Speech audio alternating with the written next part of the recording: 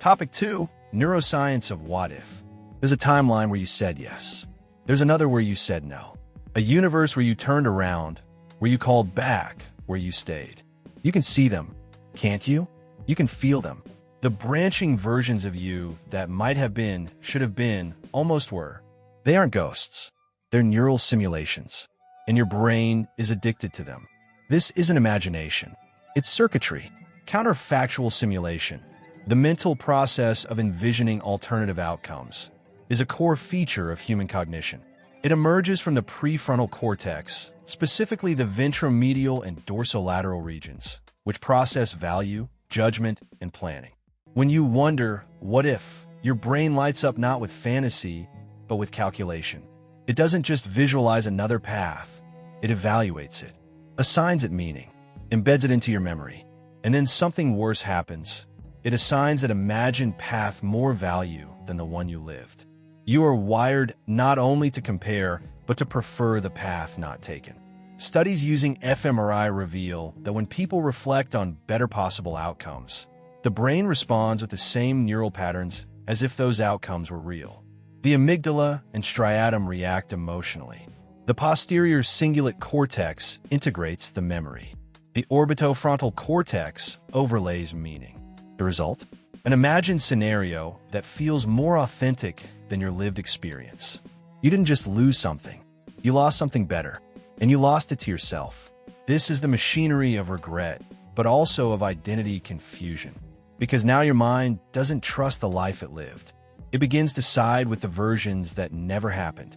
You become a foreigner in your own memory, an observer of a script you should have rewritten but didn't. And you keep rewriting it, again and again, not to learn, but to grieve what you were supposed to be. This is where it turns. The what if no longer shows you alternate paths. It becomes a superior self, a mirrored figure who never failed. A self without shame, without loss, without hesitation. This figure becomes mythologized, an internal savior who mocks you silently by existing only in theory.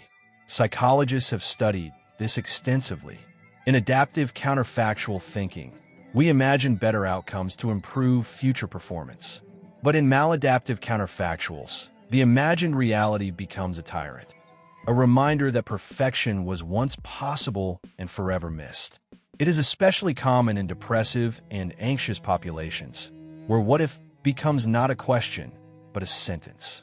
And the longer the loop runs, the more your current self dissolves into the theoretical one. You begin to identify not with the life you've lived, but the life you lost. This process rewires your episodic memory system. Studies show that repeated exposure to counterfactual scenarios modifies the hippocampus's connections to emotional centers.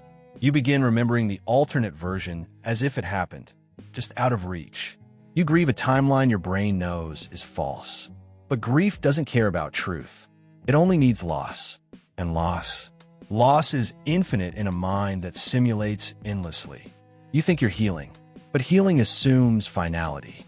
This process offers no closure, because every imagined scenario spawns another. For every what if, a dozen more. And the prefrontal cortex obliges. It cannot help itself. It is an engine of endless hypotheticals, and it answers only to the hunger for better versions of reality. You were built to do this, built to imagine the undoing of your own story, even when those stories are impossible, even when the person in them no longer exists, even when the person in them never did. You are not haunted by the past. You are haunted by futures that never became pasts.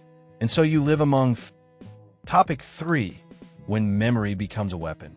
Memory is not a record.